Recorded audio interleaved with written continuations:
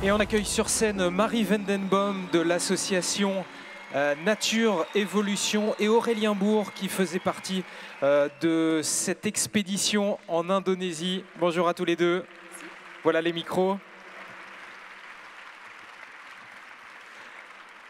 Alors Marie, vous êtes donc l'épouse d'Evrard Vendenboom.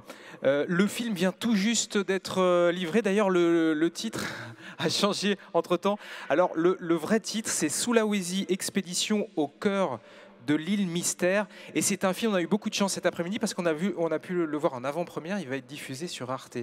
Voilà. Exactement. Ouais. Et Evrard, alors, est en expédition à l'autre bout du monde. Il est encore là-bas, oui. Et je crois que vous l'avez vu au téléphone il n'y a pas très longtemps et il vous a dit, ah, tu vas voir, il va vous poser la question, alors, c'est pas trop dur d'être la femme d'un explorateur. Alors bon, voilà, j'évacue la question, je vous la pose, Marie. Pas trop difficile? C'est une aventure à part entière. En fait, j'ai pas besoin de le suivre pour vivre la mienne. Et je pense que ses oreilles vont siffler si je continue à parler de ce sujet-là. C'est compliqué, mais je crois qu'on a quand même pris le parti aujourd'hui d'essayer d'impliquer les enfants, d'essayer d'impliquer la famille. Et on a réussi à partir ensemble à Madagascar. Il est où en ce moment? En Indonésie. En Indonésie, ouais. de nouveau. Aurélien Bourg, on vous a vu dans le film. Alors vous êtes botaniste, vous travaillez au Jardin de Nancy, c'est bien ça? Oui, c'est ça, ouais. Qu'est-ce que vous ne vous attendiez pas à trouver là-bas? Quelles espèces vous étiez venu chercher et qu'est-ce que vous avez trouvé? À partir du moment où le lieu n'avait pas été exploré par des botanistes européens, on ne savait pas trop ce qu'on pouvait trouver. On avait des hypothèses sur ce qu'on pouvait éventuellement trouver. Moi, j'étais parti éventuellement dans l'espoir de trouver des plantes myrmécophiles et des plantes carnivores. Des plantes, pardon?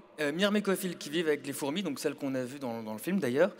Et le truc, c'est que c'est un peu le jackpot en fait. C'est un peu comme le poker, tu gagnes ou tu perds. Et bon, là, pour le coup, vu que c'est une zone qui est assez isolée, on pensait trouver des nouvelles espèces. Dans ces deux groupes-là, on n'en a pas trouvé. On a trouvé des nouvelles espèces dans d'autres groupes qui sont tout aussi intéressantes. Et là, on a fait d'observations in situ qui étaient assez sympas, même si c'était des espèces assez banales au final. Des nouvelles espèces? Des choses qui n'avaient pas été répertoriées? Pas par les scientifiques européens, non. Alors, quelles espèces vous avez trouvées? Eh ben, un truc qui va probablement pas sauter aux yeux de tout le monde, mais quand on traverse les grottes plusieurs fois, on voit une espèce de petites taches verdâtres sur les stalagmites, enfin les stalactites en l'occurrence, et c'est un bégonia qu'on a décrit il y a 2 ans avec un scientifique de Bogor, Vishnu Hardy, un botaniste indonésien, et un botaniste de Singapour. Il y a des plantes dans les grottes? Juste à l'entrée. Comment on donne un nom à des nouvelles plantes? En fait, en botanique, on utilise le latin et le grec. D'ailleurs, Alphonse Carr. Faut connaître le latin et le grec. Ouais. Ah, on fait comment? En fait, on obtient des permis pour récolter les plantes. C'est pour ça que ça n'a pas été décrit tout de suite, mais c'était fait seulement il y a 1 an ou 2. Donc, les botanistes indonésiens et singapouriens sont retournés dans le Mataram-Béo, ont collecté les plantes, les ont mises en herbier, on en fait une description et on a décrit tout ça ensemble. Donc en fait, c'est un papier d'une 20aine de pages où on explique où la plante vit, à quoi elle ressemble, on fait des petits dessins, des petites photos et on lui donne un nom en latin. Donc Mataram-Béo, c'est le nom du lieu et Enzi, ça veut dire qu'il vient d'eux. Voilà. On a vu avec vos collègues naturalistes, ils étaient venus dans le massif de Mataram-Béo avec une espèce de quête du Graal. Pour eux, c'était l'anoa, hein, ce petit cervidé qu'on a vu. Pour vous, c'est quoi le Graal? Le Graal pour moi c'était les Nepenthes, donc des plantes à urne, des plantes carnivores avec une espèce d'urne qui pend au bout de la feuille. Il y a 11 espèces répertoriées à Sulawesi, il y en a une qui est décrite cette année d'ailleurs. C'est une zone qui est peu explorée en fait et qui recèle pas mal de nouvelles espèces. Et là la probabilité d'en trouver une était quand même assez élevée, hein, mais il n'y en avait pas. Bon, c'est le jeu aussi, on va à l'autre bout du monde mais on n'est pas du tout sûr de ce qu'on va trouver. Pas pour nous. C'était dur. On a vu que les conditions d'accès, en tout cas à ce massif, n'étaient pas forcément évidentes. Hein. Il y a eu quelques retournements de kayak. Comment vous avez vécu, vous, cette aventure? C'est quand même vachement mis en scène dans le film. Hein. C'est le cinéma. Ceci dit, c'était pas une promenade de santé non plus.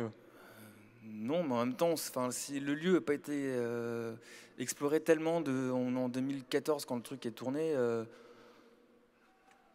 Ouais, après, Non, vous avez trouvé ça tranquille, quoi. Ouais, bah les Indonésiens, ils vont. Petite balade. Les Indonésiens, ils vont en pirogue tous les jours. Nous, on connaissait pas le terrain. C'est surtout ça, en fait, le truc. On connaissait pas le terrain, on sait pas forcément par où passer. Bon, après, oui, effectivement, ça demandait un petit peu d'effort physique, mais en même temps, c'est comme quand on va faire une rando dans les Vosges ou à Grenoble. Enfin, c'est Pareil. ben, non, je sais pas, la botanique de terrain, toutes les sciences de terrain demandent un minimum d'effort où qu'on aille. Marie Vendenboom, vous faites donc partie de l'association Nature Évolution. En 2 mots, on est en plein dans le sujet, c'est-à-dire que l'idée, c'est d'aller dans des zones qui n'ont pas encore ou peu été explorées sur le plan scientifique et de faire un inventaire dans le but de protéger ces zones, c'est ça? C'est un des 3 volets que s'est donné comme mission l'association. Donc, il y a une première partie effectivement où on organise des expéditions scientifiques pour explorer un terrain qui a été rarement foulé ou pas du tout foulé par l'homme. Et une fois qu'on revient avec des données scientifiques, voilà, qu'on a aussi éventuellement des images, vidéos et photos, on entre dans la deuxième phase qui est plutôt une phase de sensibilisation et de partage, où là on propose en fait nos supports à un public divers et variés. Ça peut être des publics scolaires, ça peut être tout public. Y compris là-bas, en Indonésie? Y compris là-bas en Indonésie et à Madagascar, parce qu'on agit également sur un territoire à Madagascar. Et dans un troisième temps, et c'est pas le moindre, on essaie de mener des actions de conservation de ces lieux-là, en partenariat avec les locaux. Alors moi j'ai appris un nouveau mot dans le film, une nouvelle expression, c'est l'expression espèce parapluie. Ça veut dire que en se focalisant sur une espèce, on protège aussi ce qu'il y a autour.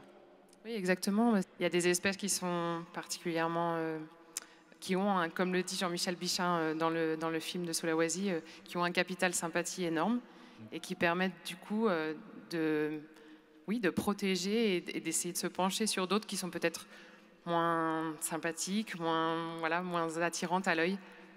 Comment on fait pour débarquer dans un pays étranger qui a sa culture, ses règles et voilà, en tant que scientifique européen, on débarque là-bas et on va dire attention, on va observer ce qu'il y a chez vous, on va faire des relevés, et puis on va essayer de protéger. Comment on fait pour aller sur le terrain? Voilà, il faut déployer parfois peut-être des ressources diplomatiques. Oui, c'est pas une mince affaire. On débarque pas avec des gros sabots, quoi. Non. Il y a un protocole à suivre et on peut effectivement difficilement débarquer avec son envie d'explorer comme ça.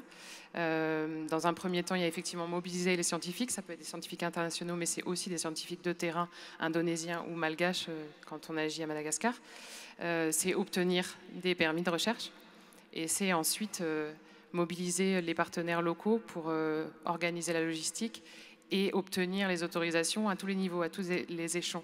Alors ça va être des autorisations de la commune, du district, de la province et de l'État et des institutions scientifiques. Et c'est là que parfois il y a des blocages et des choses qui prennent plus de temps et qui demandent beaucoup de diplomatie. Ouais. Les prochains projets de Nature Évolution? Si Évrard était là, il vous répondrait avec un grand discours. On va essayer de se concentrer déjà sur ceux qui existent aujourd'hui et qui demandent déjà de déployer beaucoup d'énergie. On est une toute petite équipe, même si elle s'étoffe au fur et à mesure, on a déjà du pain sur la planche. Merci en tout cas Marie Vendenboom de l'association Nature Évolution. Merci Aurélien Bourg, botaniste qui nous est venu de Nancy. Merci beaucoup pour ce film.